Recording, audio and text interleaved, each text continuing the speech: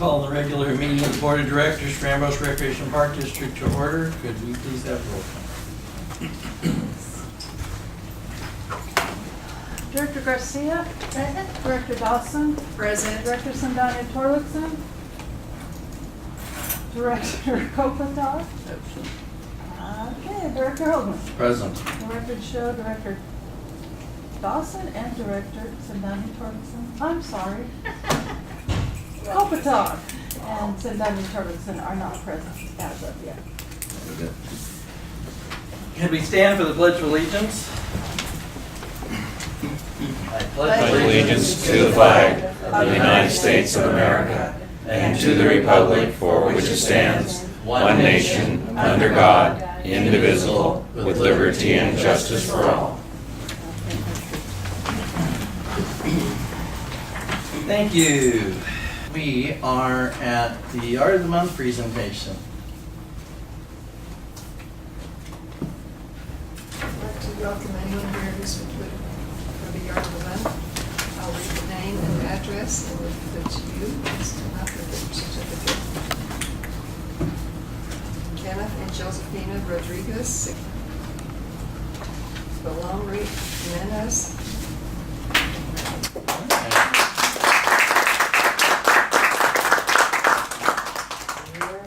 Representing my family and me for the Bayfront Fair Jar of the Month.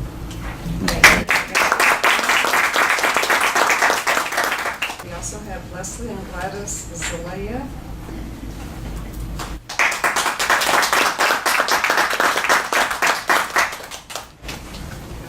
Thank you. Congratulations. Thank you. Thank you. And Dino and Karen Piona, Sonia Guzman. We now have a presentation by the Bay Point Historical Society. The expedition of 1772 is an important chapter in the exploration and settlement of Mountain California. The community of Bay Point on Sassoon Bay marked the easternmost camp of the exploration of 1772. It was there that Don Pedro Fages and Father Crespi proved the existence of a great inner estuary, San Pablo Bay and the river of San Francisco, now known as the Sacramento River. The Fages-Crespi discoveries of 1772 led the Spanish king to secure the northern limits of the Spanish Empire of California against fur-hungry Russians and British explorers. This first exploration by Europeans of what is today Contra Costa County was led by Pedro Fages, a Spanish soldier who had earlier led the 1770 expedition that explored the Santa Clara Valley. With Don Fages was Father Juan Crespi, who kept one of the official 2 records of the expedition. Father Crespi belonged to the Franciscan order and was a student of Junipero Serra in Mallorca before being sent to Baja California in 1767. The rest of the exploring party consisted of 14 leather-jacket soldiers, a muleteer, and a Christian Indian servant.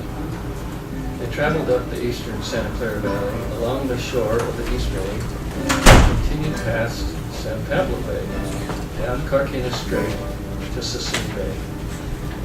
Along the way, they encountered many native villages, some of which they described in their diaries.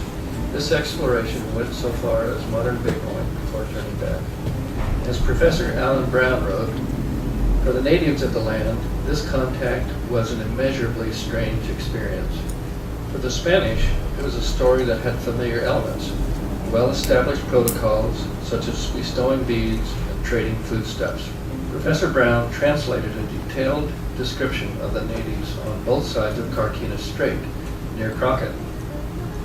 Quote, "A great many smokes are to be seen on both sides of the inlet. The heathens told us by signs that those were villages." Father Crespi wrote of these Indians in an extremely favorable manner, comparing them to those seen in Santa Barbara, who were the most attractive and appealing natives they encountered in California. The next day, their journey from the vicinity of Crockett likely headed inland rather than along the bluffs of the strait.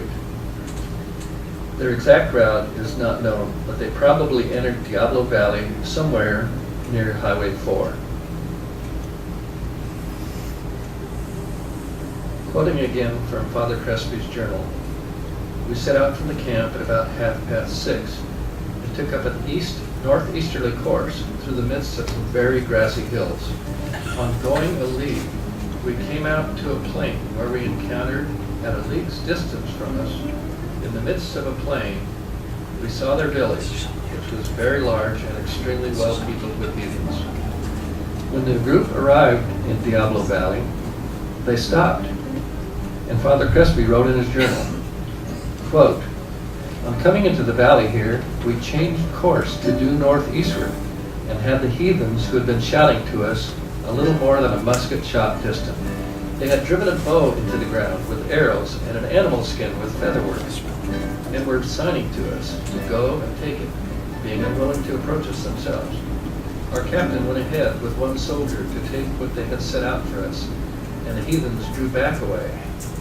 And our captain, in the same spot, drove in a pole with beads for them and signed to them to come and take it. After this meeting, we proceeded on northeastward across the valley to go up through a gap in the range. As soon as we had proceeded some way, the heathen went to get what we had left for them. And then, as we saw, they went running off to one of the two smokes that we had been viewing off in the distance on two sides of the flat. As we were just about to leave the valley, we once again heard shouting and noticed a few heathen coming, laden and calling to us, who were from the village that we had just come from. We stopped for a while, and some 14 heathens arrived, some among them laden with small onions they call amoles, barbecued, which they cast upon the ground while some of our men took whatever share they wanted. Captain Fadges also kept a journal where he describes their travel through Diablo Valley. Quote, "At a league's distance from ourselves, in the middle of a level, we saw their village, a very large one, exceedingly populous with heathens. Close to the gap, 4 more heathens came to meet us, doing the same as what the previous ones had done. But we succeeded in getting one of them to take glass beads, and this was the cause that on going a short way further, we were met and greeted by about 50 heathens with gestures of great happiness and pleasure, but still a bit flustered. Certainly they were all very tall, healthy heathens. We continued on our route, and on going a short way commenced climbing a high gap from which we could make out the course of the waters over a great distance. On coming down from this gap, we hit upon a large plain, seeing upon it a great many antelope, deer, geese, cranes, and no few tracks of the buffalo or mule deer, and another trace like a mule's. The soil appeared good and rather grassy, but scarce in wood."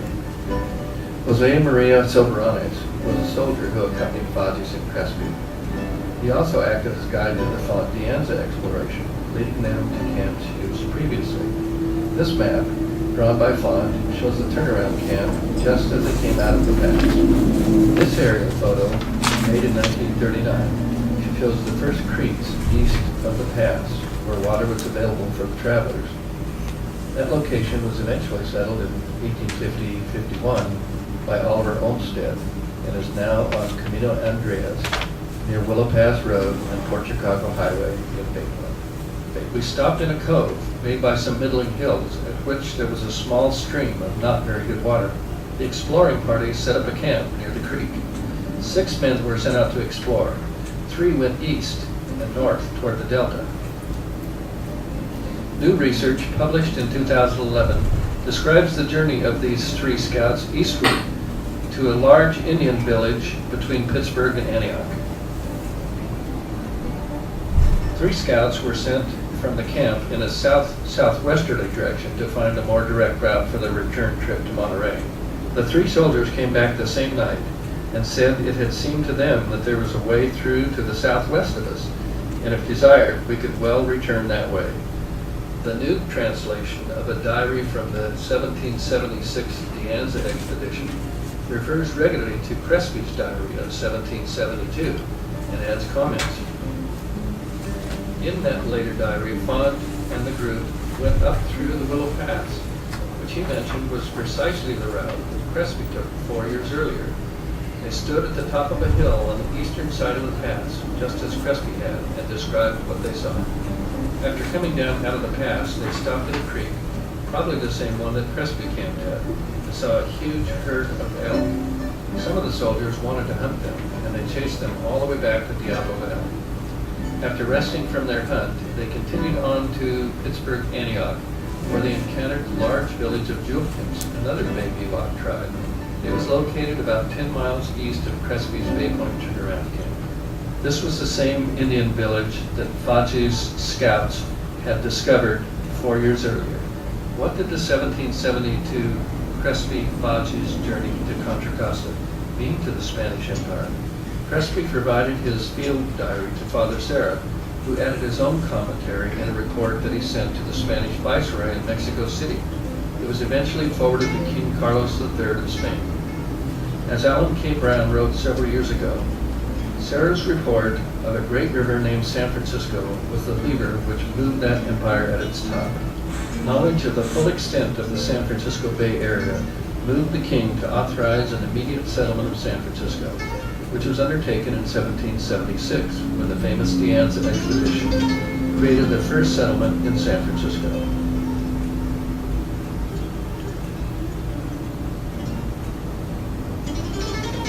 Eventually, we all came here.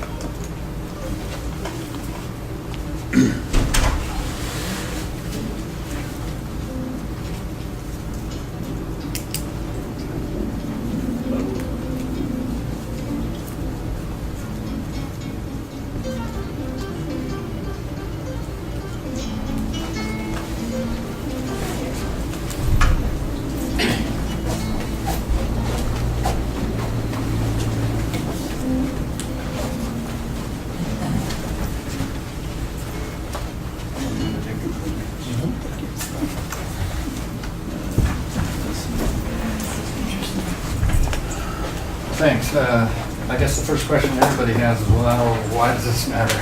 You know, this was a long time ago, 1772, and I guess if you think about the community of Bay Point, West Pittsburgh, Nicholas and Clyde, Port Chicago, and I think it really started in the 20th century. And here we have, before the American Revolution, the first European exploration out of California and into our county. They ended it right here. Significant. We think it's significant to the sense of community that we have, the perception of past history, and and when we made this presentation to the Consul General in San Francisco, Consul General of Spain, he was very enthusiastic, and they want us to proceed with it. They want as many people as possible to say yes, I think it's a good idea, and so we're in the process of gathering resolutions and favorable comment letters. This was a horrible way for you to see this. If you go to YouTube, you can see it on Fages-Crespi Explore. I'm sure on YouTube. MPG, yeah. But if you just Google Fages-Crespi Explore, it should pop right up there. There might be two of them. One of them's a 2-minute one. This is a 10-minute one. So look for the 10-minute one. But that's the reason we're here. We would love to have the Ambrose Park and Rec give us their endorsement of this project. We think it'll be an educational tool and something that'll be of value to the community. You mentioned briefly in the presentation that the Spaniards came over here to kind of stop the encroachment of the Russians. Yes. So the Russians were not in this part of the California. No. But they were farther up north. Yes. They didn't actually come until about 1810, but the Russian Empire and the British Empire had their eyes on the Pacific coast for a long, long time. Not at that time. I thought that the Russians were there, at least in the northern area of California and farther north. Farther north, but they weren't. They weren't Not in this far California. back. But they have been there since this. Right. 1600s too, Their right? first settlement was about 1810 up in the North Bay. But the Spanish, were expanding their empire, and the thing that wasn't really clear from the research. The previous research that really been published on this was about 1930. And based on new journals, new translations of journals, particularly the font journal that was just published last year, it really clarifies. There actually is, there's a monument over in I think Pittsburgh, and they say this is where the Crespi exploration ended. But we think it ended here simply because they say in this translation that they sent 3 scouts out, they visited the Indians out there, then they came back to Bay Point where they had the camp. And so this was the turnaround camp right here in our town. And the view they had from the east side of the Willow Pass, they saw this massive delta and the Sierras and the snow, and they said, we have got to get this for Spain. So it's significant, it's really pretty significant. That's all I'm Dean, saying. thank you. I think we have another Yard of the Month winner. What's your name? Sonia? Sonia Guzman? Yeah.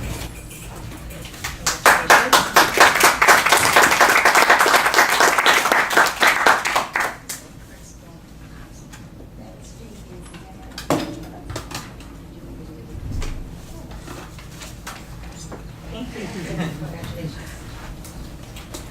Great, thank you. There's no general manager's report or legal counsel report. We're now on to public hearings. Madam, or Ms. Rodriguez, item number 8A, please. 8A is concerning our assessment that we collect every year for, from the residents' property taxes to help maintain Ambrose Center and Ambrose Park. And Mr. Crandall's here from Community Economic Solutions to help answer any questions if you have any. Could you give a short explanation of what the engineer's report is used for? Because I'm not really even sure about.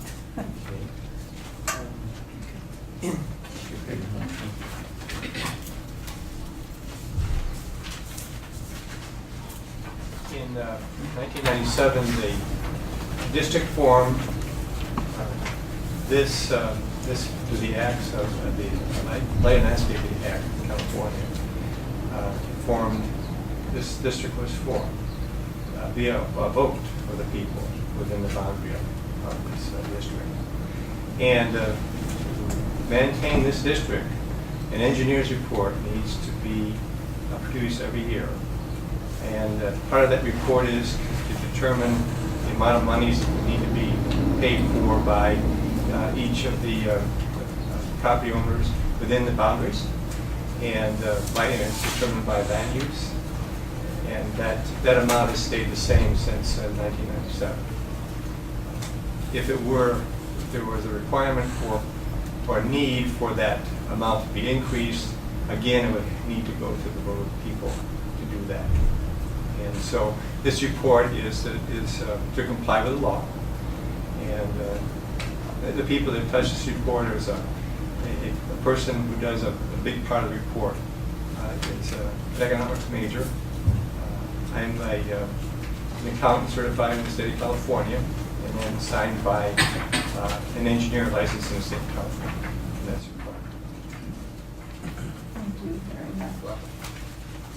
There are a few changes that we have already noted to make in there. And if anybody has any We have a public speaker form for Deborah Mason, please. Are you opening the public hearing? Yes. Thank you. The public hearing is now open. One of my questions, I'll speak and then you can answer it first. Mr. Crandall, I wondered, do you come out and visit, or do you just base your report on information you're given? Because it states in here that it seems like it's very specific that the funds are supposed to be spent on what this report says, and it talks about the swimming pool at Ambrose, and we haven't had a pool available to us for 3 years. It also says that there's $40,000 designated per year to be spent. So there hasn't been a pool for 3 years to spend that $40,000 on. So I'm kind of confused where that money has gone to. And it also states that there's multiple playgrounds up there. There's only one playground. It talks about a fitness area. There is no fitness area. It talks about this money being used to maintain the basketball courts and the tennis courts. If you go up there, they're not maintained. It pretty much looks like a ghost town up there. So, and it talks about the steps you have to go through to increase this.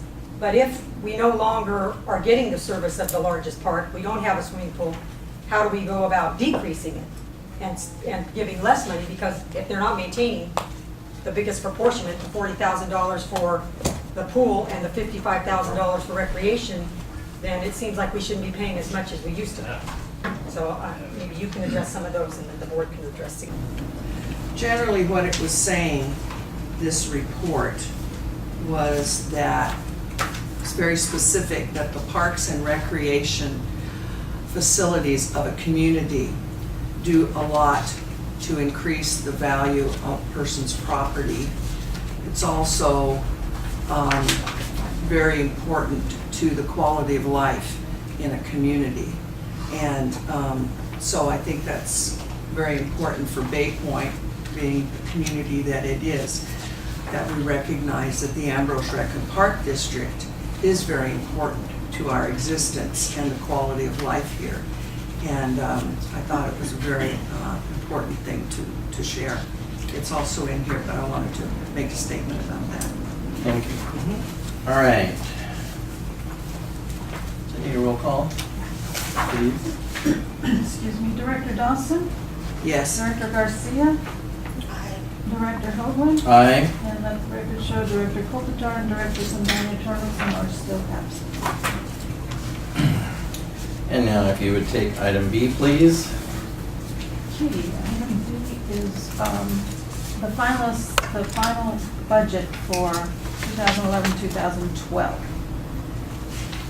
And I have the expenses separate from, I know Terry for next year's had the last 3 years, but because he changed the account, we changed the accounts, moved the categories, and it didn't match this year, so I did ours separate, did mine, the final separate. But the bottom line pretty much was we were short about 50,000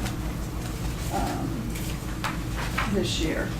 And a lot of it was we had a lot of capital one-time expenses that hurt us.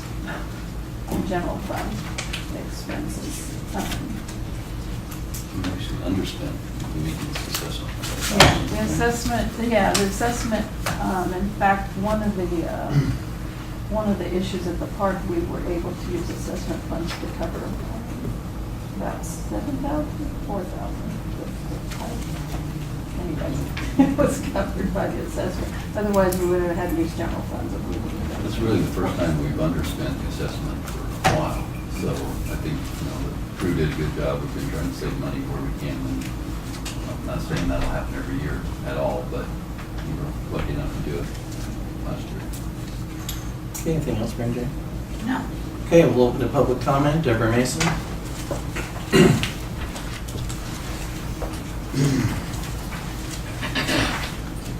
I was just curious when I looked at it and noticed that you said you were overspent 49,000, but then you have a line item from the general fund for the pool project for $119,000. So that's confusing to me. There's no pool, there's no project, so wouldn't you just pull the 50,000 from that and then that would be less?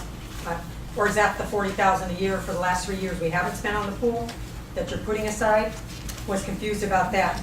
Also, on the agenda that was proposed last month, you had attachment, which I thought was very interesting, from the general manager about the grants over the last 3 years for the district. And I just thought it was worth noting that since he thought the staff had done such a wonderful job in obtaining grants for the district, in 2009-2010, the district had $126,355 in grants. $120,355 were grants I secured for this park district. In 2010-11, they had $147,675, Of that, 119,000 I secured for this park district. And this year you show, you have 95, 180, 78,200. I secured that for the park district before I left. So I appreciate the fact that Mr. Smith finally realizes I was working hard to bring those funds to the district. Okay. Closed public comment. And we'll bring the item back to the board for motion. Does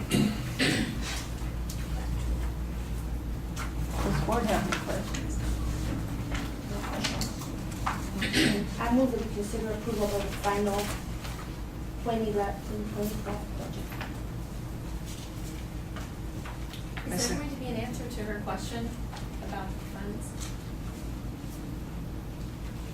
And she did ask a question to clarify. I didn't understand the question. If you get it written, I can answer it if she wants an answer. Okay. Roll call, please. Director Garcia, Aye. Director Dawson, Aye. Director Hoagland. Aye. Let the record show Director Kopitar and Director Sindani Torgerson are absent. Great, thank you. Mr. Smith, item C, please. Thank you, Mr. Chair, members of the, we are presenting basically the same budget as the preliminary budget. Between the preliminary budget and this budget being passed, we did find out that the Prop 1A, or the pass-through funds will not be taken from us, which the legislature threatened to do. So that's good news, because that would have caused a major revise in the budget, and we don't have to do that, at least this year. The other reason we are okay this year is because of the Prop 1A reimbursement that we are due. It's a one-time reimbursement, however, so next year that money will not be coming forward, and may cause more cuts in our budget if we don't make it up in the revenue somehow. I guess on the good news side of it, we have been increasing our income, as shown there. It's not large amounts of money, but we don't have an opportunity to increase it by a large amount at this point. But we are seeing $6,000, $4,000, $2,800 in different line items going up from last year. So we're doing what we can in that direction, but that is obviously as good as that is, and as hard as it is for us to do that, it's small peanuts compared to the amount of money that we're using in tax revenue, which is over the last 3 years over $200,000. So, but there is an upswing. There was a $6,000 increase in property taxes. Hopefully that is a sign that that will continue to go up. There's no guarantee it could go down next year. I don't know, but it's at least it's an upward trend that we haven't had before. So hopefully that will continue. With that, staff and the ad hoc committee recommend that pass the proposed final budget, which is the same budget we presented in June as preliminary budget.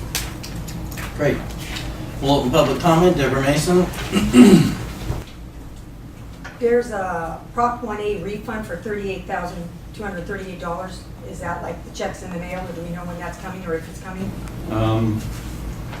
By code and by law that they passed in Sacramento, it is supposed to come in 2013. I said in our preliminary budget that if it did not come for some reason, then we would have to make mid-year budget adjustments. But I've been assured by the people I talked to that we would get it, because they have to give it to us, but I've heard that before. So that's kind of a wait and see if we get it. Okay, because my concern being, last year you were over $30,000 overspent. This year you're $50,000 overspent. If that doesn't come through, you're at about $40,000 overspent if everything else goes as projected.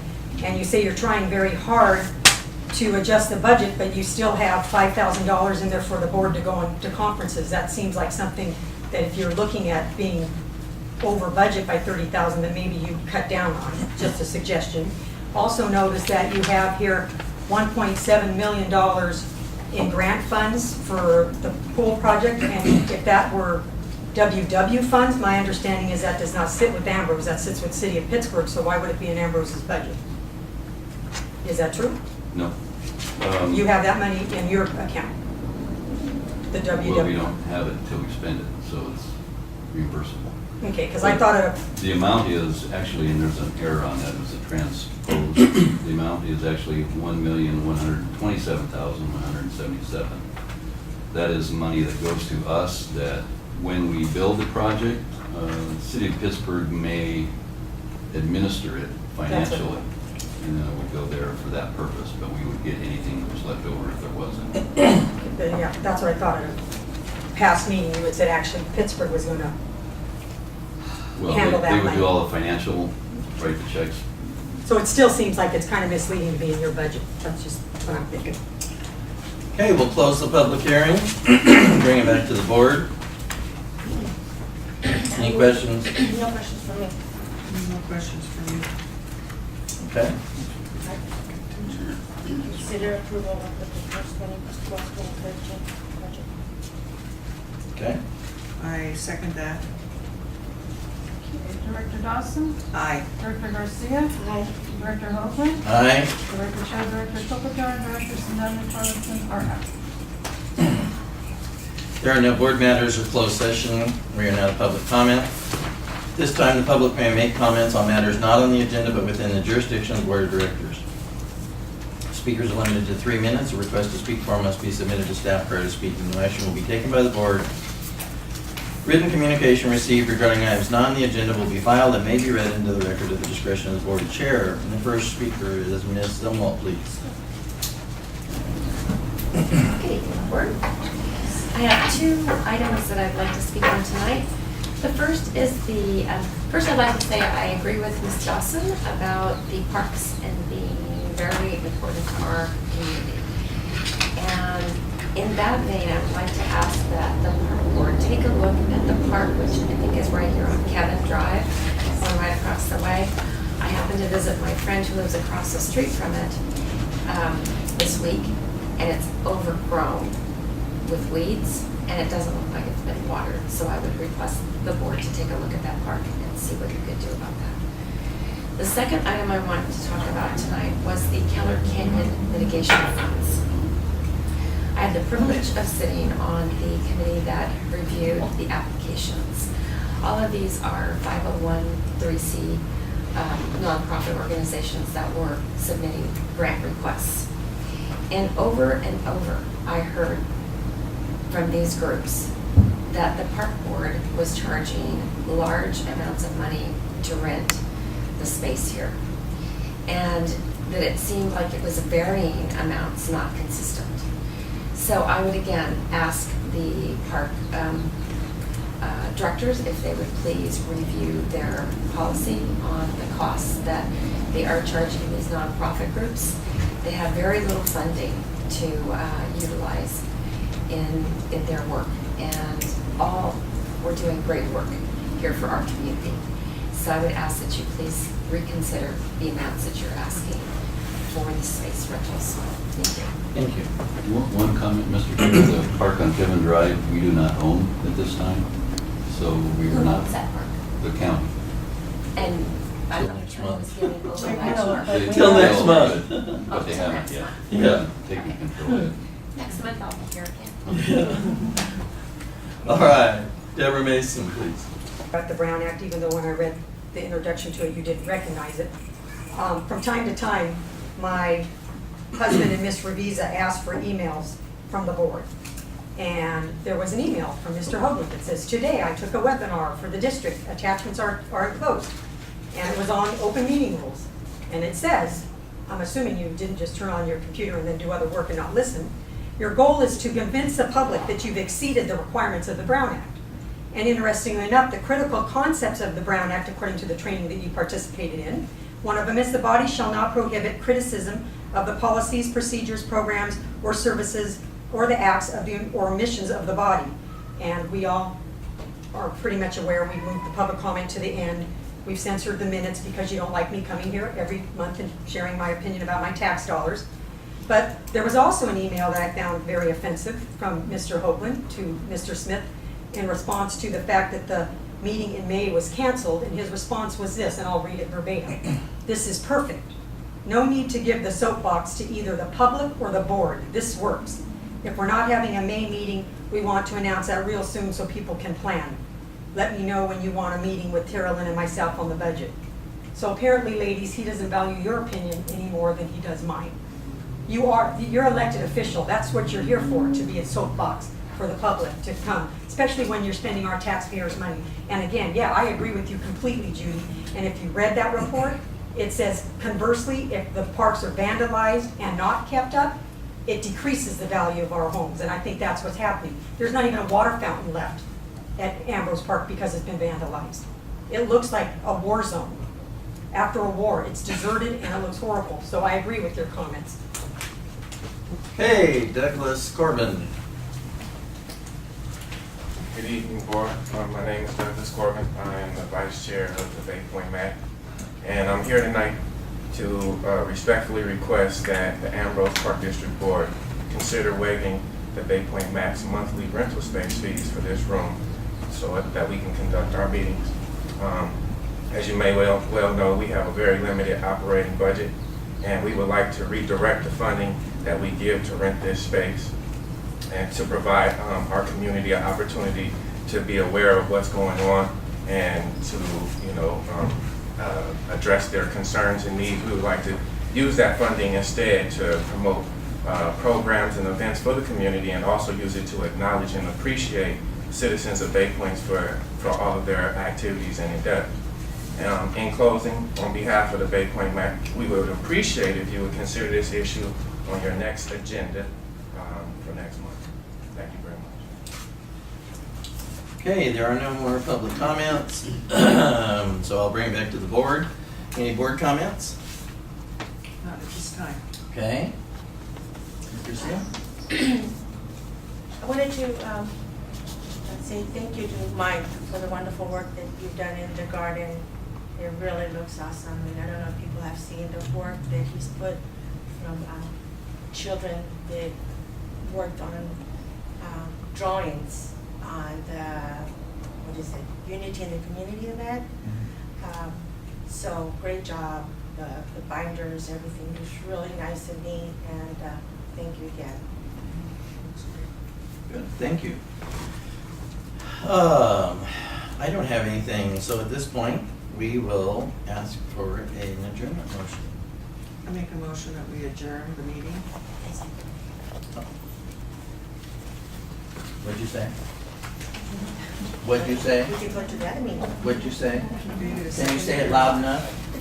Say it louder so she can. Oh, We're I'm gonna sorry. sit over here. I moved that we adjourn. No, she moved I it heard seconded. Oh, no, I seconded it. All in favor say aye. Aye. All right, we are adjourned.